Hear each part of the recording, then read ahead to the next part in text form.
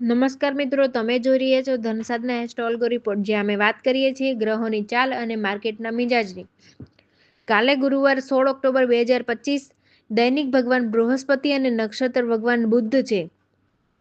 આ સંયોગ સૂચવે છે કે કાલે માર્કેટમાં વિચારપૂર્વક અને ધીરજથી ટ્રેડ કરનારાઓને ફાયદો મળી શકે છે.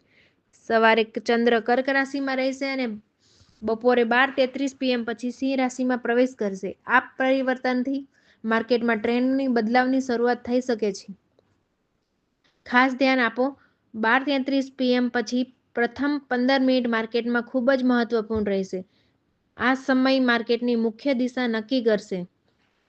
ગ્રહોની ચાલ મુજબ ધનુ, કુંભ અને સિંહ રાશિ માટે સાવધાની જરૂરી છે, કારણ કે ભાવનાત્મક ઉલટની ફેરફારની સંભાવના છે.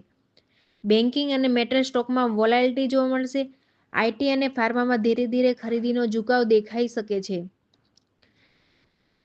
એટલે કે સવારે માર્કેટ શાંત, પણ બપોર પછી મોટો વળાંક શક્ય છે.